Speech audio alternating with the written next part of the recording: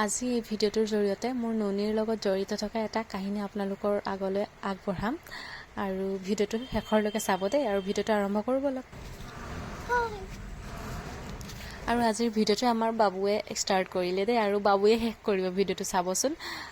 আচলতে ননীৰ লগত জড়িত কাহিনীটো কি, যেতিয়া আমি সৰু আছিলোঁ, যেতিয়া LP স্কুলত পঢ়ি আছিলোঁ, তেতিয়া মানে ইউনিফৰ্মটো থাকিছিলে যে ব্লু স্কাৰ্ট আৰু বগা চাৰ্ট, আৰু বগা চাৰ্টৰ যে আগফালে পকেট এটা আছিলে, সেই পকেটটোত মানে নুনী ভৰাই দিছিলোঁ জানেনে। ভৰাই কিনে মানে চাৰ্টৰ অৱস্থা বেয়া কৰি দিছিলোঁ। নুনী গছ য'তে নাথাকক কিয় আমি বিচাৰি বিচাৰি গৈ কিনে পানীখাওচুটিত নুনী পাৰি লৈ আনিছিলোঁ আৰু পকেটত ভৰাই দিলে মানে পকেটৰ অৱস্থা নাইকিয়া। আৰু ঘৰত গৈ কিনে মা মানে ইমানে গালি পাৰিছিলে নহয়।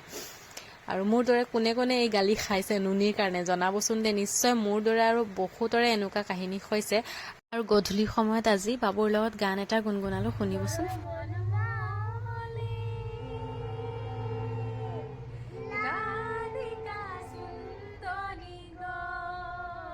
আৰু গানটো মই ফেচবুকত আপলোড কৰিছোঁ, কেনেকুৱা পালে জনাব দেই। তাৰপিছত গান চান গাই মেলি মই বাবুক অকণমান দেৰি পঢ়াবলৈ বহিলোঁ। আৰু ইয়াতে আহি লিখিছে, দেখিছেনে, লিখিছে, যেন তেন লিখিছে আৰু চেষ্টা কৰিছে লিখিবলৈ। পাৰিছেনে আপোনালোকে কওকচোন।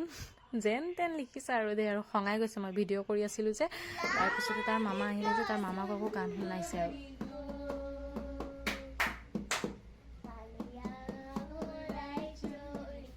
আৰু এইফালে বাবুৱে মোৰ ছিটটো ল'লে, দেখিছে নহয়, বজাই বজাই গান গাইছে, হাতখনকে মাইক বনাই লৈছে। আৰু আজিৰ ভিডিঅ'টো ইমানেই আছিলে দেই। বাবুৰ পৰাই ভিডিঅ'টো ষ্টাৰ্ট হ'ল, বাবুতে শেষ হৈ গ'ল। ভিডিঅ'টো কেনেকুৱা পালে